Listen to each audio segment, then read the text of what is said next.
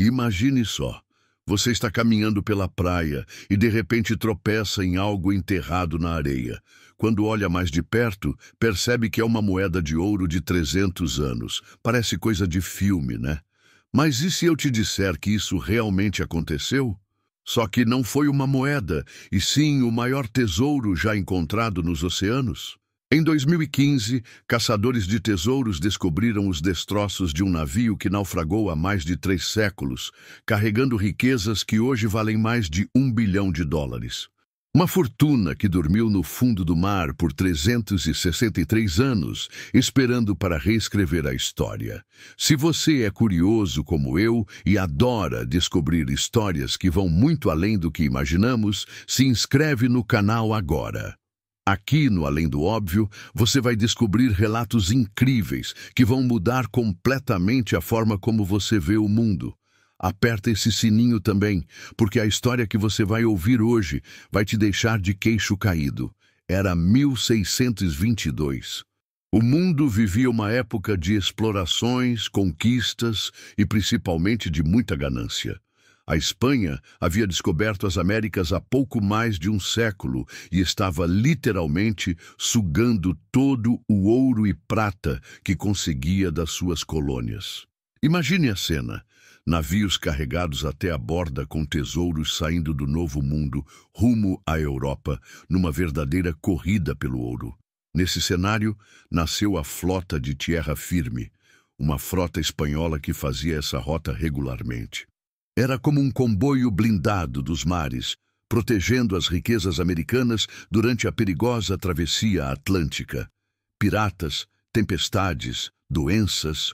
Os perigos eram reais e constantes. Em setembro de 1622, essa frota partiu de Havana, com destino à Espanha. Entre os navios estava o Nuestra Senhora de Atocha, um galeão de 112 pés que carregava uma carga que faria qualquer pessoa da época ficar com água na boca. Estamos falando de 40 toneladas de ouro e prata, além de pedras preciosas que hoje valeriam fortunas inimagináveis. O Atocha não era apenas um navio, era um cofre flutuante. Suas caravelas estavam lotadas de lingotes de prata de Potosí, moedas de ouro cunhadas no Peru, esmeraldas colombianas do tamanho de ovos de galinha e joias que adornariam a realeza europeia. Cada compartimento guardava séculos de exploração colonial, concentrados em algumas toneladas de metal precioso. Mas aqui começa o drama. O Caribe, em setembro, qualquer navegador experiente sabe que é época de furacões. E foi exatamente isso que aconteceu. Depois de apenas 2 dias de viagem, a frota se deparou com uma tempesta de proporções devastadoras. Ventos de mais de 200 quilômetros por hora, ondas gigantescas e uma força da natureza que nem toda a engenharia naval da época conseguiria suportar. O Nuestra Senhora de Atocha, junto com outros 7 navios da frota, simplesmente desapareceu. Engolido pelas águas turbulentas do Estreito da Flórida, levando consigo não apenas um tesouro inestimável, mas também 265 vidas humanas. Entre elas, marinheiros, soldados, passageiros e toda uma fortuna que a Espanha jamais veria chegar ao seu destino. A notícia do naufrágio chegou à Espanha como um soco no estômago. O rei Felipe IV ficou desesperado.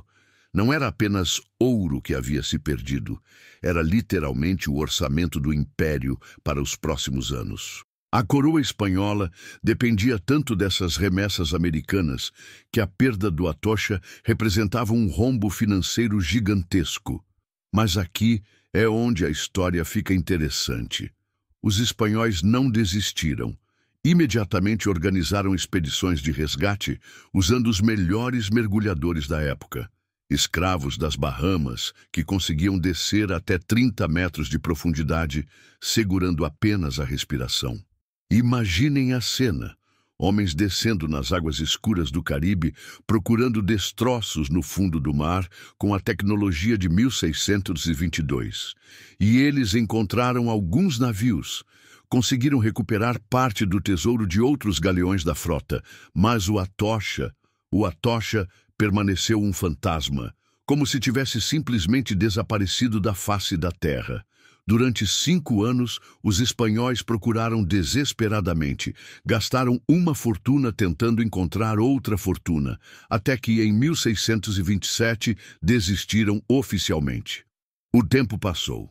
Décadas viraram séculos. O Império Espanhol entrou em declínio. As colônias americanas se tornaram independentes e o Nuestra Senhora de Atocha se transformou numa lenda. Uma história que pais contavam para filhos, uma obsessão que passava de geração em geração entre caçadores de tesouros. Aí que entra Mel Fisher, um cara que vai mudar tudo. Nascido em 1922, Fisher era exatamente o tipo de pessoa que você imaginaria procurando tesouros perdidos. Aventureiro, obstinado e meio maluco. Nos anos 1960, ele já havia encontrado vários destroços menores na Flórida, mas tinha um sonho maior, muito maior. Fisher ouviu pela primeira vez sobre o Atocha em 1968, quando pesquisava documentos históricos espanhóis. E, cara, quando ele descobriu os detalhes desse tesouro, ficou completamente obcecado.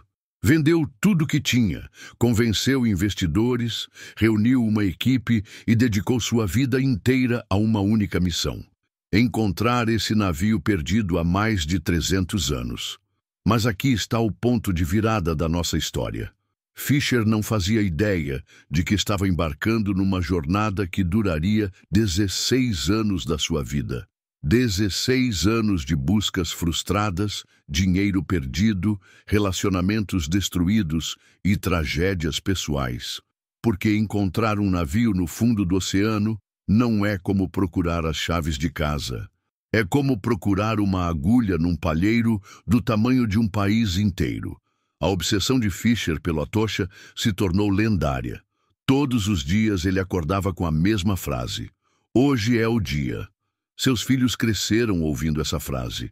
Sua esposa dormia e acordava ouvindo essa frase. E ano após ano, decepção após decepção, Fisher continuava repetindo: "Hoje é o dia."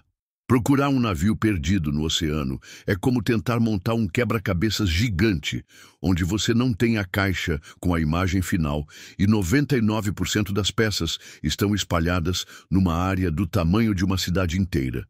Fisher precisou se tornar meio detetive, meio arqueólogo e meio vidente para ter alguma chance de sucesso. A primeira pista veio dos arquivos históricos espanhóis.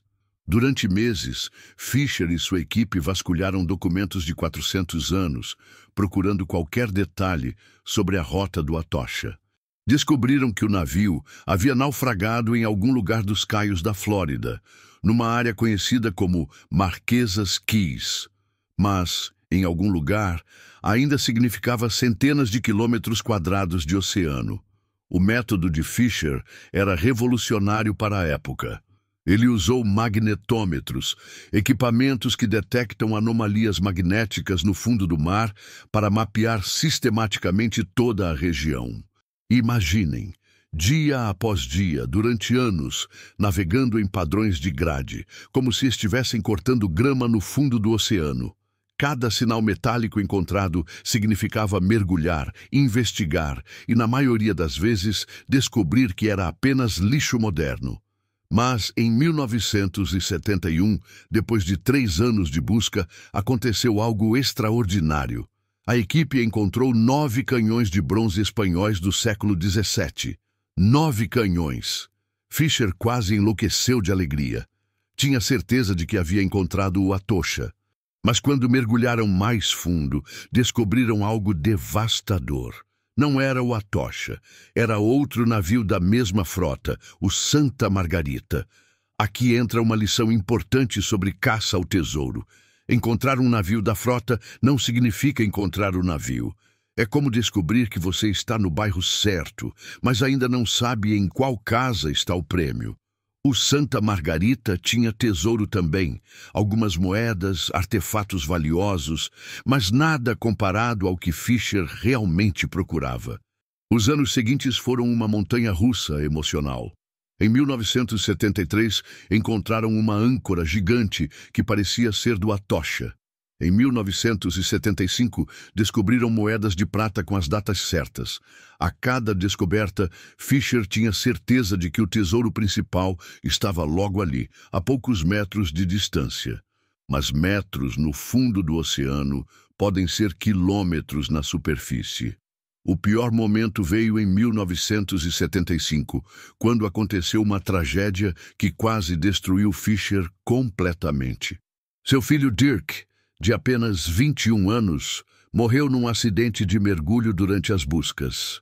O barco da equipe virou durante a noite e Dirk, junto com sua esposa Angel e outro mergulhador, se afogaram. Fisher perdeu não apenas um filho, mas seu braço direito na operação. Qualquer pessoa normal teria desistido nesse momento. A dor, o luto, os anos de frustração, tudo apontava para abandonar essa busca impossível. Mas Fisher não era uma pessoa normal. No funeral do filho, ele fez um juramento. Continuaria procurando não apenas pelo tesouro, mas pela memória de Dirk. A frase, "Hoje é o dia", ganhou um significado ainda mais profundo. A década de 1970 se arrastou com mais descobertas promissoras que não levavam a lugar nenhum. Canhões, âncoras, moedas esparsas, tudo indicava que estavam na área certa, mas o tesouro principal continuava invisível. Fisher estava gastando $100 mil por mês nas buscas. Investidores desistiam, críticos o chamavam de maluco, e até mesmo alguns membros da família começaram a questionar se valeria a pena continuar. Em 1980, depois de 12 anos de busca incessante, Fisher estava à beira da falência total. Havia gastado mais de $2 milhões, uma fortuna na época, e tudo o que tinha para mostrar eram algumas moedas esparsas e a crescente desconfiança de todo mundo ao seu redor. A imprensa começou a tratá-lo como uma piada, um sonhador obcecado perseguindo fantasmas no fundo do mar. Mas aí aconteceu algo que mudaria tudo. Em julho de 1980, um dos mergulhadores da equipe subiu à superfície com os olhos arregalados, segurando algo nas mãos. Eram lingotes de prata. Não uma ou duas barras, eram pilhas e mais pilhas de prata pura, do jeito que foram moldadas há mais de 300 anos. A equipe havia finalmente encontrado a pilha de prata do Atocha, literalmente toneladas de barras empilhadas no fundo do mar como se fossem tijolos de construção. A notícia se espalhou como fogo. De repente, Fisher não era mais o maluco da Flórida. Era o cara que havia provado que tesouros de verdade existiam no fundo do oceano. Mas aqui vem o plot twist da nossa história. Encontrar a prata foi apenas o começo de um mistério ainda maior. Porque se havia prata ali, onde diabos estava o resto do tesouro? Os documentos históricos espanhóis eram claros. O Atocha carregava muito mais do que prata. Havia ouro, esmeraldas, joias, objetos de arte, uma verdadeira arca do tesouro flutuante. Mas por que tudo estava espalhado? Por que não encontraram os destroços do navio em si? A resposta estava na força devastadora do furacão de 1622. O que Fisher descobriu ao longo dos anos seguintes foi que o Atocha não havia simplesmente afundado, ele havia literalmente explodido sob a força das ondas. O navio se despedaçou completamente, espalhando seu conteúdo por quilômetros de fundo oceânico. Era como se alguém tivesse pegado um cofre gigante e jogado do alto de um prédio, espalhando moedas por um quarteirão inteiro. Isso explicava por que Fisher havia passado mais de uma década encontrando pistas sem nunca encontrar o prêmio maior. Ele não estava procurando um navio. Estava procurando os pedaços de um navio que havia se transformado no maior quebra-cabeças subaquático da história. A descoberta da prata trouxe outros problemas que Fisher não havia previsto. O estado da Flórida imediatamente reivindicou parte do tesouro, alegando que foi encontrado em águas territoriais americanas. O governo federal entrou na briga também. De repente, Fisher não estava apenas lutando contra o oceano. estava lutando contra advogados, tribunais e uma burocracia que queria uma fatia da sua descoberta. Os processos judiciais se arrastaram por anos. Fisher gastou uma fortuna em honorários advocatícios, defendendo seu direito de ficar com o tesouro que havia procurado durante mais de uma década. Era irônico. Ele finalmente havia encontrado riquezas inimagináveis, mas não podia tocá-las por causa de disputas legais. Enquanto isso, a busca continuou, porque Fisher sabia que a prata era apenas uma fração do que o Atocha realmente carregava. Os documentos espanhóis falavam de uma mother lode, o tesouro principal do navio, que incluía o ouro e as pedras preciosas mais valiosas. Era como ter encontrado as migalhas do bolo, sabendo que o bolo inteiro ainda estava perdido em algum lugar. A pressão psicológica era imensa. Fisher havia provado que não era maluco, mas agora toda a atenção mundial estava voltada para ele. Revistas, jornais, documentários, todos queriam saber quando ele encontraria o resto do tesouro. A frase "hoje é o dia" se tornou famosa internacionalmente, mas também se tornou um peso gigantesco sobre os ombros de um homem que já havia sacrificado tudo por esse sonho. A descoberta de Fisher abriu uma caixa de Pandora que ninguém esperava. De repente, o mundo inteiro percebeu que os oceanos estavam literalmente cobertos de tesouros perdidos, esperando para serem encontrados.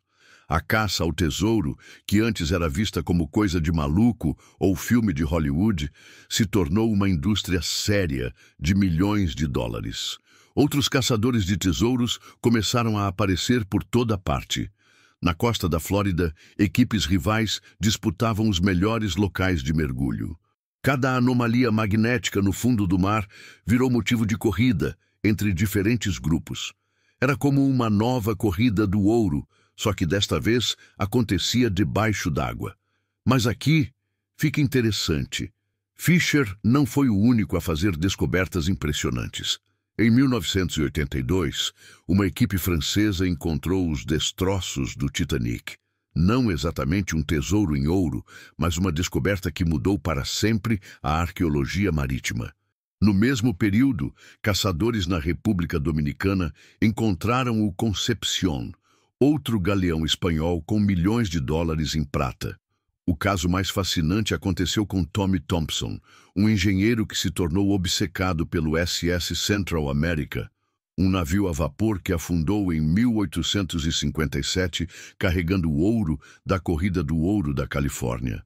Thompson desenvolveu tecnologias subaquáticas revolucionárias e, em 1988, encontrou o que ficou conhecido como o Navio do Ouro.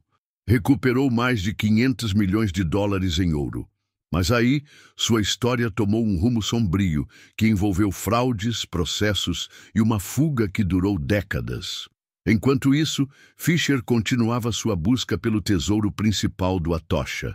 A prata encontrada em 1980 havia dado novo fôlego à operação, mas também trouxe complicações inesperadas. O sucesso atraiu não apenas investidores legítimos, mas também oportunistas, vigaristas e até mesmo criminosos interessados numa fatia do negócio.